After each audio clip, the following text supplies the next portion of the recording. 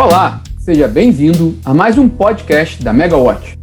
Eu sou Rodrigo Polito e este é o segundo episódio da série de podcasts que vai discutir o futuro da Eletrobras, ou a Eletrobras do futuro, sobre as discussões em relação à privatização da maior companhia de eletricidade da América Latina. O podcast também discute como será a provável nova empresa privada e um novo mercado de energia elétrica mais moderno. A Eletrobras possui nada menos que cerca de 1/3 de toda a capacidade de geração de energia e praticamente metade de toda a rede de transmissão do país. Esta pode ser a maior privatização do país desde a desestatização da mineradora Vale há 25 anos. Neste segundo episódio, conversamos sobre o tema com Helena Landau, economista, advogada e consultora. Helena Landau é uma das maiores especialistas no setor elétrico e de privatizações do Brasil. Landau foi diretora de desestatização do BNDES no governo Fernando Henrique Cardoso, quando houve a primeira tentativa de privatização da Eletrobras. Na época, houve apenas a venda do braço de geração da Eletrosul. Landau, mais recentemente, foi presidente do Conselho de Administração da Eletrobras na gestão de Michel Temer e deixou o cargo pouco antes de o governo lançar um novo plano de privatização da Eletrobras. De opiniões fortes e contundentes, Landau defende a privatização da Eletrobras, mas critica o modelo aprovado no Congresso a partir de uma medida provisória.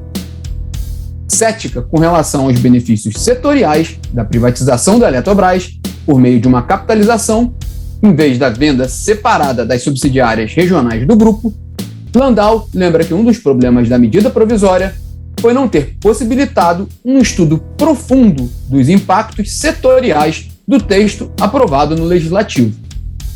Ela ressalta ainda que, se confirmada a privatização da Eletrobras, pela primeira vez o mercado de geração de energia elétrica brasileiro será predominantemente privado, com uma participação pequena de estatais estaduais. Por falar nelas, a especialista comenta também sobre o plano de privatização da elétrica mineira CEMIG. Espero que gostem.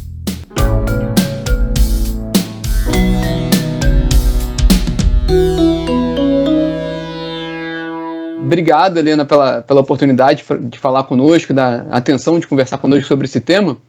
A gente queria aproveitar toda a sua bagagem, né, no setor. Como é que você pode comparar o que foi aquele plano lá no fim da década de 90 de privatização do Grupo Eletrobras com o plano atual que está em curso, né, com essa possibilidade de privatização nesse ano?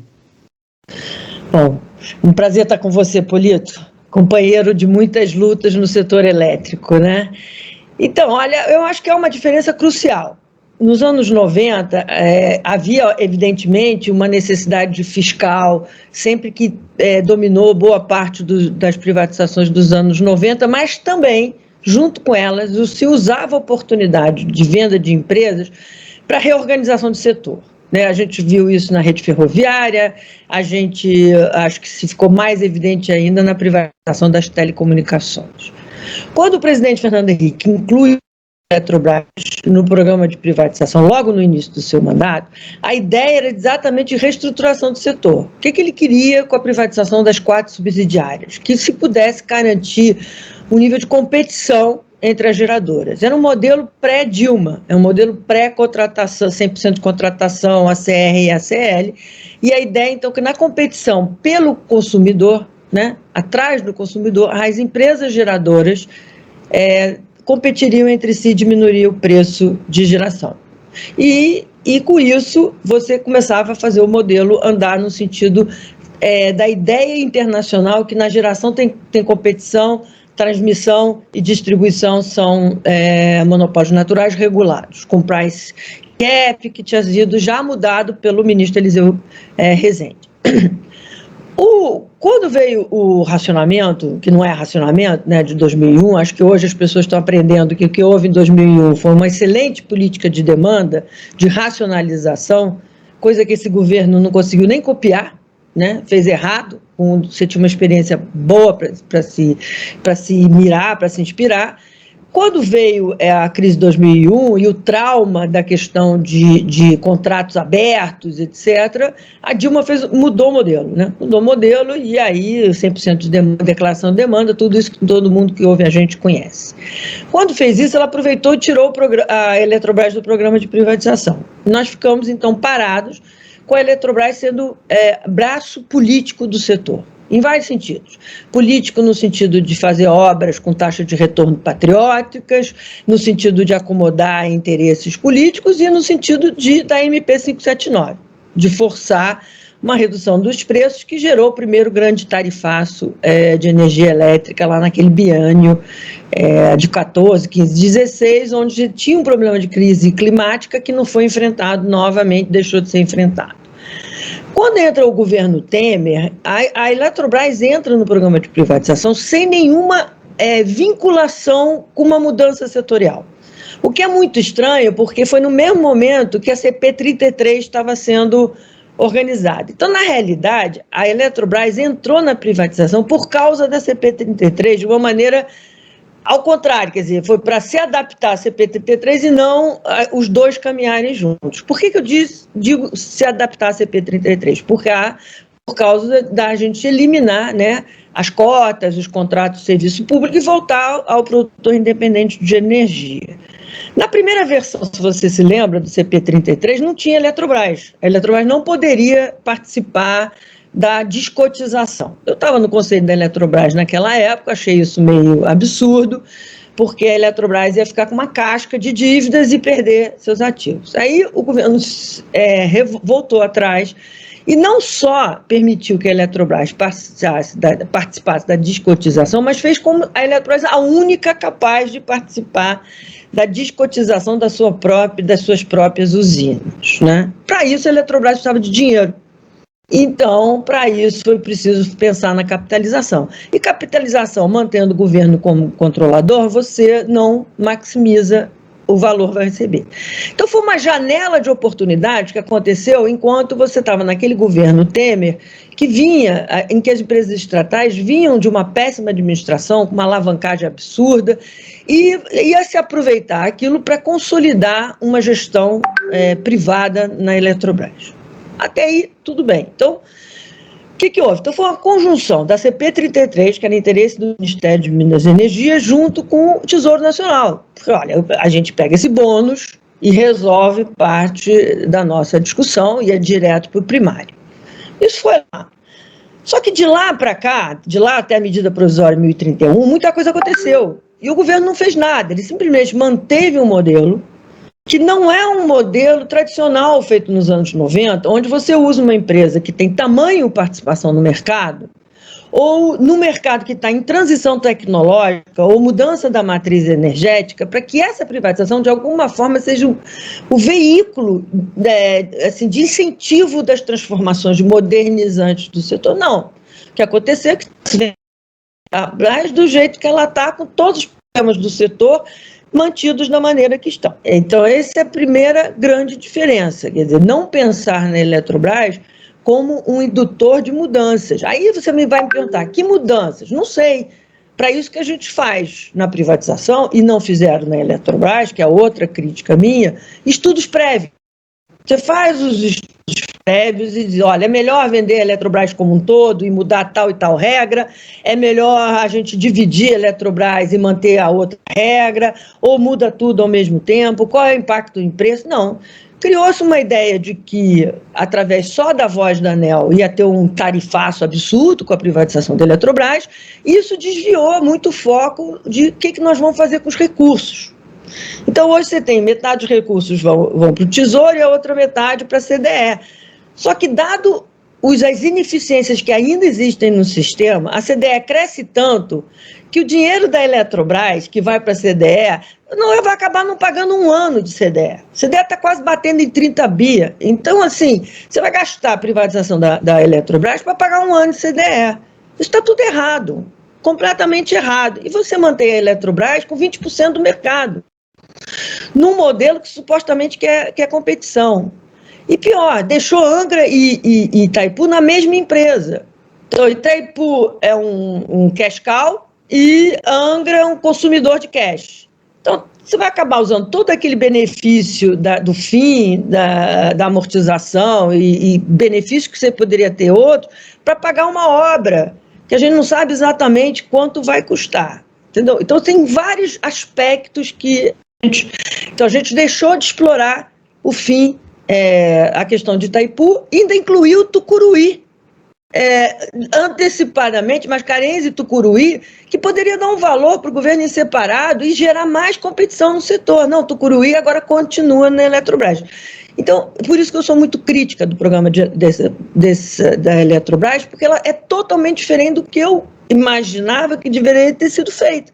Estudos prévios, discussão com a sociedade, transparência, não é à toa que o TCU está segurando.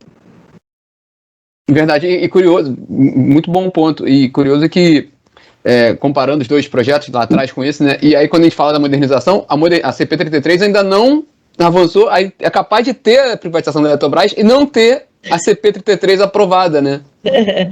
Pois é, mas eu digo assim, porque as pessoas perguntam, por que na hora que anunciaram a privatização da Eletrobras, lá atrás, na capitalização, tinha acabado de sair do Conselho, eu nem sabia que a privatização ia ser anunciada, na realidade eu tinha, quando veio com a ideia de descotização sem Eletrobras, eu falei, olha, eu como presidente do Conselho não vou aprovar isso não tem condição, se vocês querem, vamos partir para a privatização então, porque eu não vou ficar segurando passivo aqui na empresa, uma responsabilidade do Conselho, vai de novo ter uma coisa que prejudica a empresa para criar uma política pública, e aí eles então boa ideia, vamos chegar na privatização. E imediatamente saiu um fato relevante, uma assinatura do Conselho, eu nunca vi isso na privatização, sinceramente. Tá? Então o que acontece? Na época eu não critiquei muito, porque eu dizia, olha, é uma janela de oportunidade. Né? Nós estamos mudando o setor, tentando consertar o estrago iniciado em 2012, um pouco antes de 2012, né, por causa dos investimentos com taxa de retorno patriótico. Então, tudo bem, é uma maneira da gente salvar a Eletrobras nesse momento e perenizar a gestão profissional, porque quando você tem estatal, a qualidade da gestão depende do governo que está. Por melhor que seja a lei das estatais, por mais avançada que seja, sempre tem um espaço para interferência política. Então, eu digo, a melhor coisa que a gente tem que fazer é entregar para o setor privado gerir, porque essa empresa está muito machucada, foi uma empresa muito machucada pelo governo petistas.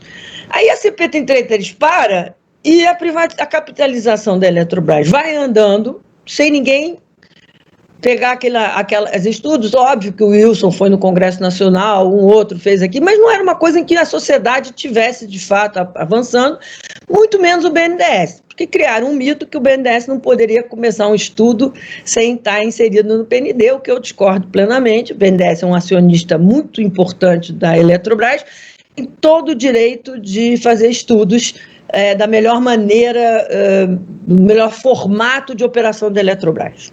Podia gerar privatização, podia até gerar não privatização. O problema é que ninguém estudou nada. A CP33 acabou, e aí vieram a coisa pior, que foi a injúria em cima da ofensa, que é você botar por medida provisória.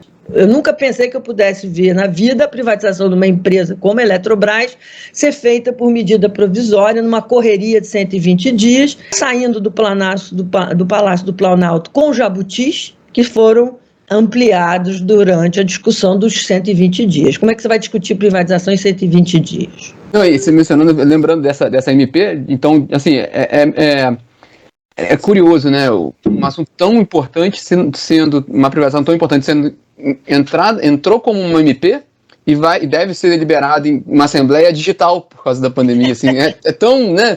Mas a assembleia impressiona um pouco, né? Bom, pelo menos o governo não pode votar, os minoritários. Eu acho que todo mundo vai votar a favor, independentemente de qualquer coisa, porque todo mundo não quer, com a perspectiva de o governo intervencionista voltar. Eu lamento, porque a gente não reviu as questões do leilão. Os leilão continuam sendo, no fundo, por fonte, né? Não tem competição, a gente não tem sinal de preço, a gente não sabe efetivamente o valor dessas outorgas, a gente não fez revisão de garantia física, não resolveu problemas na área de geração que continuam que é um setor de competição, mas a gente pode aprimorar para melhorar a competição.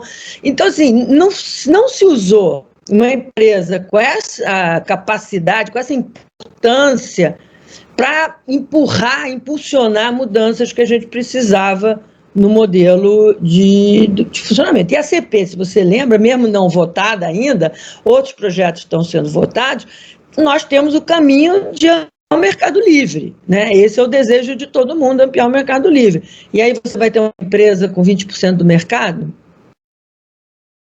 Então, assim, e o governo com Itaipu, entendeu? E com, sabe assim, você tem o governo ainda vai ter 40 e tantos por cento da Eletrobras, 45%. De qualquer maneira, não tem poder de voto, quer dizer, tem coisas que foram feitas direito, mas do ponto de vista de governança, do ponto de vista de melhoria da próprio funcionamento do mercado, não. Pois é, aí, só pegando essa deixa, como é que você vê o mercado de energia elétrica com uma Eletrobras privatizada? Como é que funciona esse mercado? Que não se avançou definitivamente um modelo regulatório e com uma... Enfim, como é que você vê? Não, eu vejo assim, se a gente olhar hoje, a Eletrobras estatal é muito maior do que será a Eletrobras capitalizada. Então, assim, a gente teve problemas de interferência no mercado lá no início dos leilões, né? Que a Dilma impunha um preço de energia velha, que teve uma série de manipulações para puxar o preço de energia para baixo, e se a Eletrobras não fosse uma empresa de capital aberta, o governo poderia fazer isso em nome, sei lá, do Tesouro, que fizesse. Na realidade, quando veio a conta CR, eles fizeram isso, né? Usaram dinheiro do Tesouro para reduzir tarifa. Mas quando você tem minoritários, não pode fazer abuso do controlador. De fato, a aprovação da MP 579 foi considerada um voto abusivo. A União não deveria ter votado naquela ocasião. Então, assim, como é que eu vejo? Eu vejo, eu estou curiosa mais do que com preocupação. Eu quero ver assim, a segunda maior geradora do Brasil deve ter, sei lá, não sei, uns 8% no mercado. Então, eu quero ver como é que essa competição vai se dar. Que é o importante para a gente baixar preço, porque é óbvio que tem uma camada de ineficiência, uma camada de erros de modelagem ou uma falta de sinalização de preços que faz a gente não entender exatamente como o modelo precifica. Tem a questão de como é que vai incorporar questões climáticas que não estão sendo incorporadas, tem vários, de quem vai tirar subsídio, mas quem vai pagar o ônus da emissão de carbono, quer dizer, todas essas que está acontecendo de moderno no mundo, a gente deixou de estar indo aos poucos aqui, e muito por iniciativa do setor privado. Tá? O setor privado tem se preocupado com mudanças climáticas, tem se preocupado com composição da matriz de renováveis. Acho que a Eletrobras vai entrar nesse caminho até muito melhor do que a estatal. Né? Então, movimentos de modernização, de tecnologia, de centro de custos, por exemplo, tem uma enorme possibilidade de cortar custo na Eletrobras. A Eletrobras tem 4 subsidiárias, com quatro conselhos, com presidente, não obedece à holding. Então, tudo isso de funcionamento vai funcionar, porque até entre si as subsidiárias às vezes prejudicam uma a outra, né? Então, isso tudo vai melhorar. Mas tem um poder de mercado que eu quero ficar curiosa. Na realidade, se tiver algum sinal de abuso, né, de preços abusivos por causa do poder de mercado, isso ficar claro, quem tem que atuar é o CAD. Né? E isso vai depender dos prejudicados, né, de ir até o CAD. Então, muito dessa discussão não depende só da Eletrobras, depende de como vão se comportar os competidores, os consumidores, como é que vai ser o novo modelo do setor, que a gente está vendo uma enorme mudança na área de distribuição. Nós vamos chegar a fio, como é que vai ser? Vai ter comercialização regulada? Vai acabar a comercialização regulada?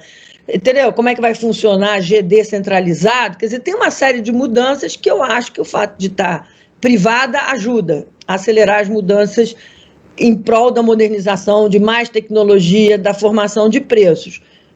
Tem um X da questão que é o poder de mercado. A outra opção era ter dividido a Eletrobras em regiões onde você poderia explorar a vocação regional, né? Você poderia, como o Alqueri sempre fala, fazer uma empresa de administração de água e energia no São Francisco, você poderia ter isolado Tucuruí e região norte como uma empresa separada, tem várias, ideias não faltaram. Por que não se fez isso? Primeiro, por causa da experiência do governo Fernando Henrique, onde a Furnas se encontrou muita resistência na privatização de Furnas, então na capitalização você dilui essas resistências, o argumento inicial morreu, que era, vai levar muito tempo. Se você prestar atenção, a privatização da Eletrobras entrou no radar em 2017, nós estamos caminhando para 5 anos, então tempo, hoje em dia, não deveria ter sido levado em consideração. Mas já passou, são águas passadas. Então, eu estou curiosa, eu não sei exatamente como vai funcionar, vai ser a primeira vez que, de fato, a gente vai ter só empresas privadas, ou praticamente só empresas privadas, porque ainda tem as empresas estaduais de energia de geração que são estatais, né? Algumas. E aí até pego a deixa para a nossa última pergunta, que é sobre isso, sobre privatizações. A gente viu, né, acho que recentemente, na C3E, na SEB, CEA, mas ainda faltam algumas privatizações, né? Talvez a maior delas, depois da Eletrobras, seria a CEMIG, né? Como é que você vê a possibilidade de uma privatização de CEMIG? Olha só, as privatizações no Brasil, no governo Bolsonaro, só andaram nos estados, né? Você citou várias delas. A CEA me parece um milagre, porque deveria ter tido intervenção há 20 anos que a gente espera uma intervenção na CEA.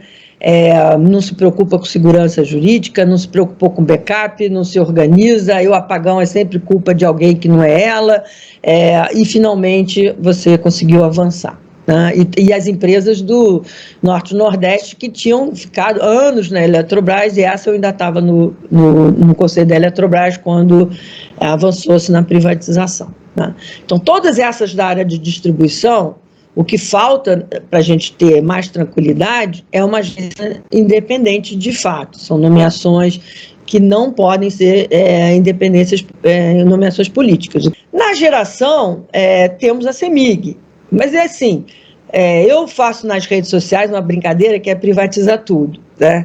Mas a gente tem que olhar, por exemplo, o caso da Petrobras. A Petrobras tem deu 200 bilhões para o governo entre royalties, partilha, dividendos, etc. Tem que ver, o dinheiro é do Tesouro, o dono da Petrobras é o Tesouro Nacional. Vamos esquecer política, Bolsonaro, Lula, Arna Agostinho, outra aqui, vamos pensar. O governo é dono, eu como dono de alguma coisa tenho que ver o seguinte, vale a pena, do ponto de vista de valor presente do meu fluxo de caixa, manter a CEMIG estatal ou manter a CEMIG ou privatizar?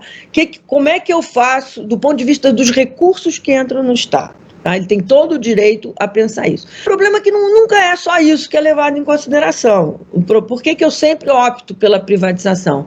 Porque é a única maneira de defender esse patrimônio público, que é de todos nós, de ingerência política. Porque amanhã muda o governo de Minas Gerais e você volta a ter interferência. Amanhã muda o governo do Brasil e a Petrobras vai ter os preços dos seus produtos controlados e a Eletrobras vai ter que fazer investimento que não é bom e começa. Então, assim, por causa dessa estrutura institucional, eu boto sempre a privatização como melhor opção. Mas é direito do Tesouro saber o que é melhor. Outra coisa é o seguinte, é preciso envolver a sociedade hoje no porquê da privatização. Tá? Se você olha para uma pessoa e diz assim, olha, eu vou vender, vamos chegar para um mineiro, já que você perguntou sobre CEMIG. Eu vou vender CEMIG. Primeira coisa que a população de Minas vai perguntar assim, e vai fazer o que com esse dinheiro? Tá? Isso é importante. Se você usar para bater dívida pública, isso vai ter um impacto significativo nos juros? Os juros vão cair ou não?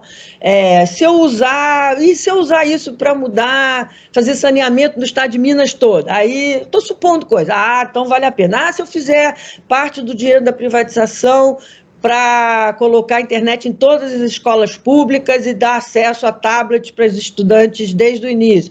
Então, você tem que ter uma conversa com a sociedade. Não é simplesmente assim, vou privatizar e ponto, porque todo estatal é ruim, porque eu não gosto de funcionário público e vou pegar o dinheiro e não dou satisfação para a população.